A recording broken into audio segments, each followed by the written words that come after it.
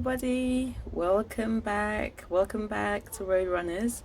I hope you all had a lovely summer and I hope everyone's keeping safe and well.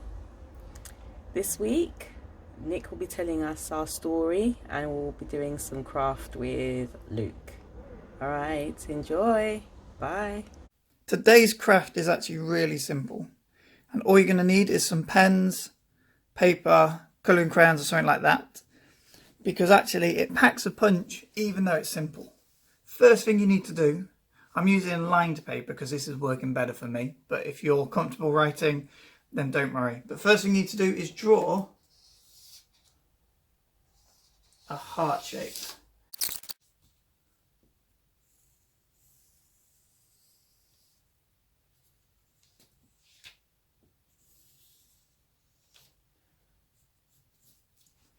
And then what we're going to do is we'll decorate our heart shape, but before you decorate it, write down some of the things you're thankful for God for. It may be going back to school, it may be seeing new friends, it may be something you learnt during lockdown or something like that, but whatever it is, scribble it down so that you know, that's why I'm using lined, that you're thankful for God for. They're just a couple, I'm sure you can write more.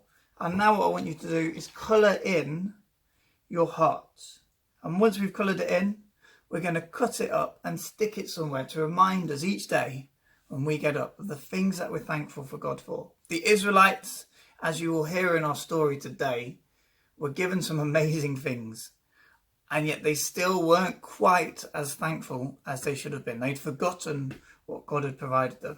This is a way of remembering that no matter how good or how bad your day is going, you can look at this and go, actually, no, God has done some amazing things already in my life. I'm going to be thankful for them. You can also use it as a reminder of when you ask God for the small things, He will always provide more than you could ever imagine. And you can end up with some amazing stories and testimonies of what God has done in your life. I'm going to cut this up, and then I'm going to stick it somewhere to remind myself about the amazing things God has provided already. I found some lovely red tape, which I'm going to use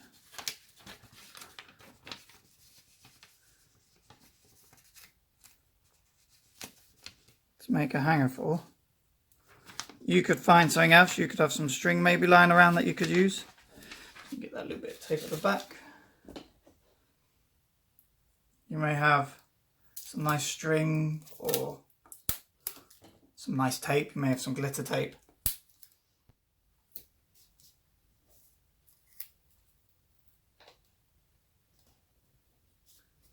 Now I have a lovely heart to remind me.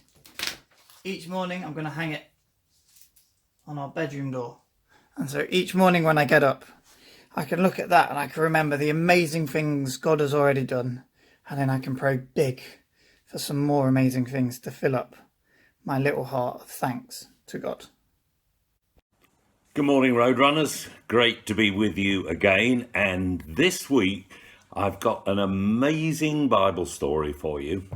In fact, it's a very big story. Now, you remember that the Israelites escaped from Pharaoh and his army and slavery in Egypt by the most amazing miracle when Moses led them to the Red Sea and then he parted the waters.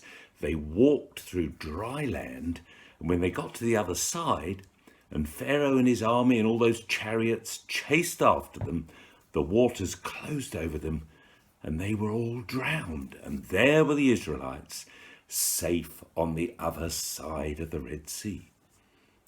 But today's story is about what happened next.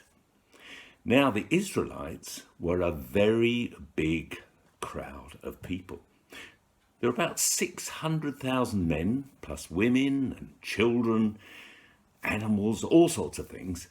The trouble was they were in a desert and they'd only got the food they carried with them. Now, there was no Tesco's or Sainsbury's in those days, so what were they going to do for food? Well, they cried out in complaint to Moses. And God heard their cries, and he performed a very big miracle. Every evening, a whole crowd of quails, which are little birds which you can eat, came flying in flocks and landed on the ground so as the Israelites could collect them and they would have something to eat. And in the morning, spread on the ground like dew, there was a funny kind of bread which they called manna. And we have that phrase, manna from heaven, because this bread had come down and they could collect it and then they had something to eat. And the amazing thing about it was that every day there were enough quails and there was enough bread, just enough for this huge crowd of people to eat. But the day before the Sabbath, twice as much came, so that they didn't have to work on the Sabbath to collect their food for the following day. Now that was a very, very big miracle, because it was a very, very big problem. And God is a God of the big. But he is also a God of the little. Little me and little you. We're just individual people, not millions of people. But God loves us as much as he loved his special people, the Israelites. And if we have little worries or concerns, he'd love to sort them out for us. And we can do that by asking him to give us some help through prayer. It may be that he helps you with a bit of courage to face up to something difficult that you've got to do for the first time. Or maybe it's that you've got a friend who you'd like to get better, who's unwell. Or you're worrying about how to solve a particular problem and you don't know how to do it and you'd like some advice.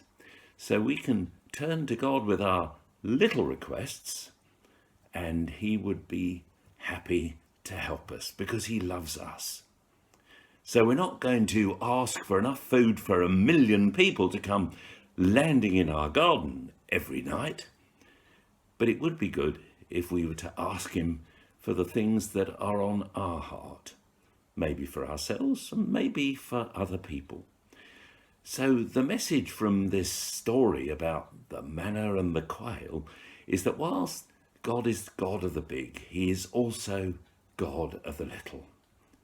And that means little you and little me. He loves us and he has a heart for us. And he'd really welcome the opportunity of showing his love by answering our prayers. So it's great to be with you. Have a good week. Bye. I hope you enjoyed our story this week and the crafts. We'll see you next week. And remember, God loves us very much and there's nothing too big or small for God. So whatever you want, however you feel, always call on God with a little prayer. All right, have a lovely week. Take care. See you next week. Bye.